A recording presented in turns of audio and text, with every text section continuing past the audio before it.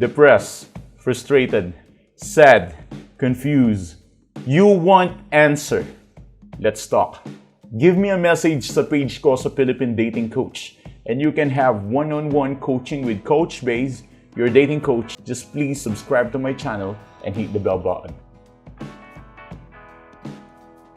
Isang senyales na babalik ang ex mo, sigurado. Actually, for me, ang pinaka-senyales na babalik ang ex mo ay depende sa sarili mo.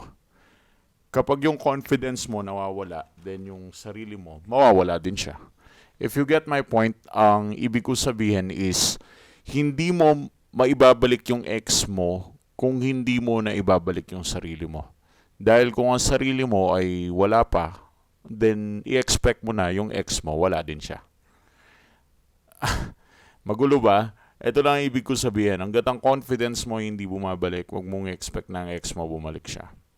At kung sakaling bumalik man ang ex mo, at may anxiety ka pa rin, depressed ka pa rin, praning ka pa rin, parang wala ka pa rin sa hulog kapag mag-isip ka, aalis din siya. Kasi ano pa ang point na bumalik siya kung wala rin point o wala rin siyang babalikan na personality sa'yo.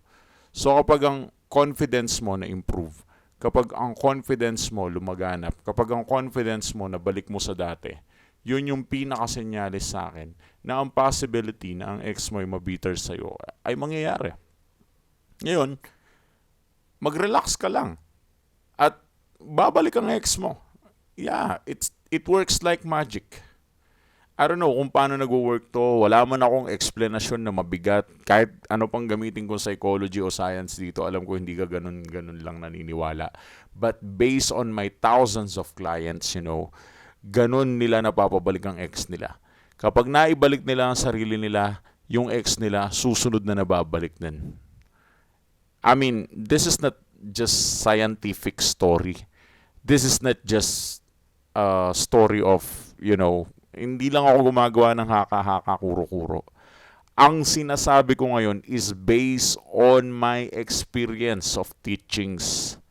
Imagine, 1,000 ba naman, kulang-kulang or mahigit 1,000 na kausap mo na kliyente sa araw-araw ng buhay mo. Pabalik-balik, paulit-ulit. Tingin nyo hindi ko pa alam kung kailan babalik o hindi ang ex. At kadalasan kapag bumabalik yung ex nila, kapag yung confidence nila nabalik na nila. Kaya kung gusto mo ng senyales na bumalik siya, nasa sayo yung desisyon, wala sa kanya. Kung magiging confident ka sa sarili mo at hindi mo siya hahanapin, hindi ka magiging needy, magbabago ka as in, mag-i-invest ka ng pagmamahal sa sarili mo, then expect her or him to come back. Pero kung di man siya bumalik, kahit confident ka, yung confidence mo na yun yung magbibigay ng happiness sa'yo. Kasi nga confident ka. Therefore, bumalik man siya o hindi, confident ka pa rin. Pero malaki ang chance at sobrang laki ng chance na bumalik siya because of your confidence. So, yun ang mabibigay kong advice sa'yo. So, instead of worrying ng walang katapusan, always remember this. Wala ka namang kikitain. Hindi ka naman makakagawa ng kotse. Hindi ka naman pagpapalain ng Diyos kapag nag-worry ka araw-araw. At syempre, hindi ka rin matutuwa sa sarili mo. Mabubuhay ka lang sa pag-worry kung kailan siya babalik. Let's move forward habang nasa stage ka ng breakup. Okay? Do not just wait. Just be confident. All you need to do is to have what we call confidence. Now, if you are going to ask me a question, just give me a message sa Facebook page ko and we can have one-on-one coaching para sa specific na yan. Thanks for watching.